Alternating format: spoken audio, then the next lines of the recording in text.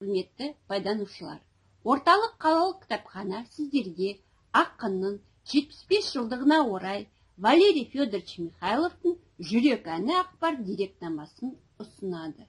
Михаил Валерий Федорович 1946 жылы Қарағандыда дүниеге келді. Танымал орыс ақыны, прозашы, сыншы. Ресей жазушылар одағының және Қазақстан жазушылар одағының мүшесі.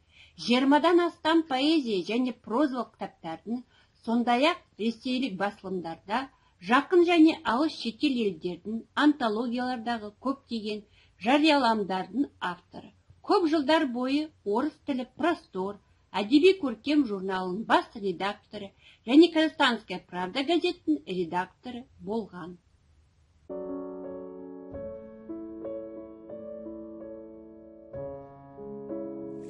Валерий Федорович Михайлов родился в 1946 году в Караганде.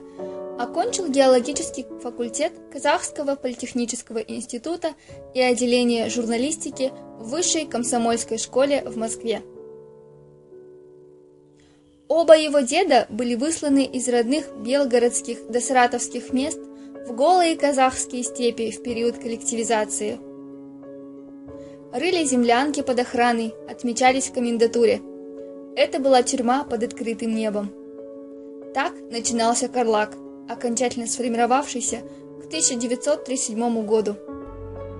Возле Караганды образовалось несколько спецпоселков, а кругом степь да редкие здания контор-шахт, в которых, как и на строительстве города, главной рабочей силой стали спецпереселенцы и заключенные. Писатель вспоминает: «Папа мой родом из Белгородской области, из семьи потомственных крестьян, мама из Саратовской области. Вся моя семья, как по линии матери, так и по линии отца, в 1931 году была раскулачена и сослана в Казахстан. Здесь мои родители встретились и создали семью. В 1946 году родился я в Караганде. И вот, как помню себя, я всегда с детства интересовался историей семьи. Я задавался вопросом, почему родители родом из России, а оказались в Казахстане? Почему моя бабушка и ее малолетние дети вдруг умерли, едва попав на казахскую землю? Истинную причину трагедии родители тщательно скрывали от нас, детей. Правду я добывал урывками. И, наконец, понял, да ведь и сами мои родители чудом выжили». Так понемногу с историей семейной трагедии у меня все и началось. После, когда я стал студентом геологического факультета, мне приходилось очень много ездить по республике, бывать в отдаленных местах. В аулах беседовал со стариками-казахами. Не все шли на откровенный разговор, но, по счастью, были и такие, которые не скрывали правду о голоде.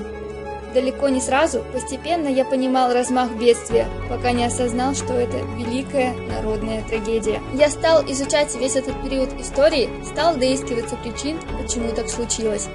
Прочел все, что можно было найти в русской советской литературе, как в художественной, так и в исторической.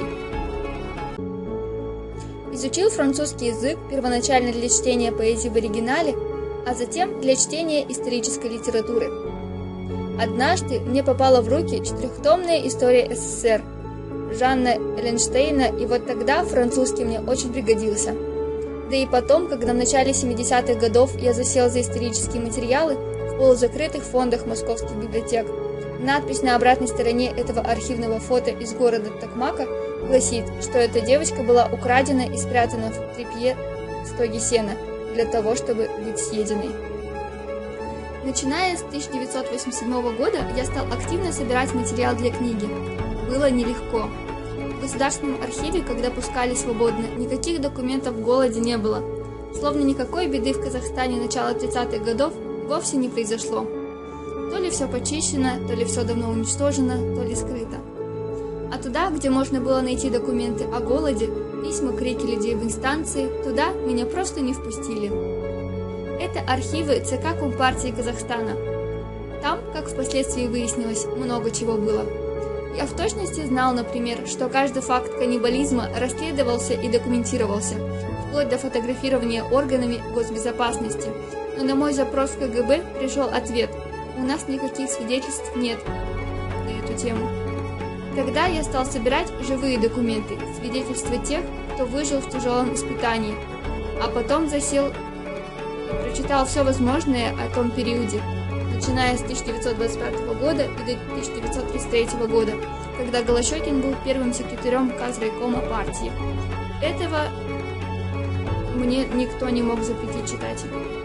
В середине 1980-х годов Михайлов решил написать документальную повесть-хронику Великого Джута, правду о раскулачивании и коллективизации, о трагедии казахского народа с 1931 года по 1933 года, унесшей миллионы человеческих жизней, о сосланных в казахские степи русских крестьянах, репрессованных народах, поруганной вере крестьян, мусульман, католиков. Собирая материал, он не только прочитал все доступные архивные документы, периодическую печать тех лет, но и обратился к прямым свидетелям событий, записывал их рассказы. Книга Валерия Михайлова «Великий Джут» — это не только потрясающие душу свидетельства тех, кто пережил голод начала 30-х, видел собственными глазами картины мора, тысячи по сей бескрайней степи, трупов, обезлюдевшие аулы, где бродили потерявшие человеческое естество люди, охотившиеся на себе подобных. Многие страницы книги посвящены впервые открывшимся для русскоязычного читателя фактам жизни и деятельности репрессированной национальной интеллигенции Ахмета Байтурсынова, Жусубека Аймауитова, Маржика Бадулатова, Махжана Жумабаева и других.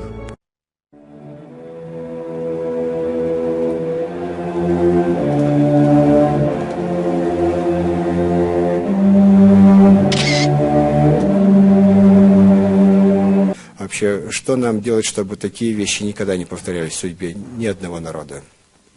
Народные трагедии, они самые великие трагедии, и они самые потрясающие трагедии. И вот мы, в общем-то, свидетели этой трагедии. И все мы, все наши современники до сих пор еще долго будут ее переживать. В моей семье, например, все были сосланы в Казахстан как кулаки. Ну, а, значит, треть моих родных вымерла на казахской земле. И для нас эта земля такая святая, потому что здесь могила моих предков. Даже не знаешь, в какой яме зарыты мои дяди, тети и бабушка. Вот а родители выжили и, значит, дали жизнь другим. Трагедия народная, когда ее осмысливаешь, эту трагедию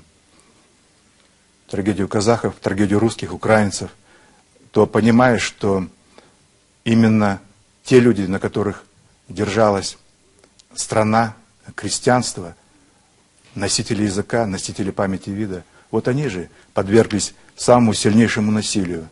И потом, более того, это насилие продолжилось еще десятилетия, потому что о нем запрещали говорить. А ложь и насилие — это самые страшные враги. Когда смотришь, что же за люди совершили вот такое грандиозное надругательство над судьбами целых народов, то видишь, что это, в общем-то, политические авантюристы, это люди без рода, без племени, это люди, для которых нет ничего святого, которые готовы изничтожать и народ, и религию, для которых человека как такового не существует. Для них нет понятия человечества или народ, для них есть понятие человеческий материал. То есть это, в общем-то, выродки. И выродки и в прямом смысле, как психические выродки, так и выродки в политическом, социальном смысле. И вот в свое время, когда я задумался, значит, и подошел к пониманию нашей истории советской, и когда я всерьез разобрал вот этих вот авантюристов, совершивших в свое время революцию 17-го года, переворот тогда его называли, и когда передо мной появилась та вот фигура, которая здесь столько бед натворила у нас в Казахстане, то тогда вот это я и начал работу над этой книгой, потому что фигура Голощёкина, она олицетворяет, значит, тип революционера, для которого нет ничего святого, кроме жажды власти, жажды насилия и жажды вот такого вот страшного самоутверждения. Михайлов говорит: «Я должен был написать эту книгу, потому что это судьба моих дедов, судьба моих родителей, моя судьба, судьба Караганды, Казахстана, где я родился». Хотя ни в одном издании книги я не сказал ни слова о своей семье, она в ней косвенно присутствует. Ведь ее история – только песчинка, слезинка в море слез. Валерий Михайлов любил Караганду и после переезда семьи в Алмату, нарядную, зеленую, душистую, фруктовую, какое-то время продолжал считать себя карагандинцем. Этот степной город всегда присутствовал в его стихах. «Я любил ту степную горячую пыль, как шипя мне вскипел теплый дождик слепой, позабытую ту босоногую быль, где когда-то я был самым лучшим собой». Родина детства может быть самая главная душевная, духовная опора творческого человека. Сам же Михайлов считает, что родина его стихов – русский язык. Прежде чем мы существуем в русской литературе, мы существуем в океане русского языка. Я русский язык люблю еще больше, чем русскую литературу. Язык – океан по сравнению с морем литературы. Два диалекта, две струи, полных русского языка я в детстве то и слышал от бабушки, от дедушки, от друзей и их поколения. И отец с матерью тоже родились в стихии этого языка и хорошо его помнили. Как о поэте, о Валерии Михайлове всерьез заговорили после стихотворного цикла «Антиох Кантемир», который широко обсуждался. Валерий Михайлов – автор множества прекрасных эссе, таких, например, как «Сердце нараспев» о русском поэте, уроженце Павлодара Павле Васильеве. Проникновенные слова нашел он и о современных российских казахских писателях Юрии Кузнецове, Абдижамиле Нурпиисове, Кадыре Мирзалиеве, Акиме Тарази и других. Возвращение. Шел отец невредим через минное поле, превратился в клубящийся дым. Ни могилы, ни боль. Мама, война не вернет, не гляди на дорогу. Столб крутящейся пыли идет через поле к порогу. Словно машет из пыли рука, светят очи живые, шевелятся открытки на дне сундука фронтовые. Всякий раз, когда мать его ждет, через поле и пашню столб крутящейся пыли придет, одинокий и страшный. Эта книга Валерия Михайлова – итог длительного размышления о природе таланта, о предназначении поэта и поэзии, о формировании и раскрытии поэтического дара, о гражданственности как важнейшей части национального самосознания. Уникальность ее в том, что этот поэт пишет прозу о поэте, а музыка души превращает эту прозу в поэзию, отметил известный критик Валихан Калижанов. В 1991 году Валерий Михайлов уехал в Москву. Решение это давалось ему мучительно. И все-таки отъезд состоялся. Но не зря говорила Марина Цветаева, для поэта благоприятной ситуации нет, ибо из самой неблагоприятной он выносит опыт своей души, ее боль, а значит стихи. 2 года в Москве на переломе истории давали Валерию Михайлову новое осознание себя, своего родства с двумя своими родинами, Казахстаном и Россией. И все-таки Казахстан его держал. Валерий Михайлов считал, что ту работу, которую он должен был сделать, здесь он еще не закончил. Сегодня он главный редактор русскоязычного международного литературного журнала «Простор». Его книги издаются в Казахстане и в России. В Москве в серии «Жизнь замечательных людей» издательства «Молодая гвардия» вышли его книги о Михаиле Лермонтове и Евгении Баратынском. В этой же российской серии издана книга о первом президенте РК Нурсултане Назарбаеве, написанная совместно с известным политиком и дипломатом Таиром Мансуровым. В ней рассказывается о жизненном пути Нурсултана Абишевича, о его многолетних усилиях по созиданию независимого Казахстана и Евразийского экономического союза. Валерий Михайлов – поэт внутренний, одухотворенный, сокровенный. Мысль и чувства поэта обращены к историческому пути Родины, к трагическим испытаниям недавнего прошлого. Основная тематическая направленность стихов – это самоопределение человеческой души в условиях смены эпох, осмысление духовных потерь и обретений во времена, которые все чаще сравнивают с последними. Некоторые поздние стихи и поэмы Михайлова явственно проникнуты философскими мотивами.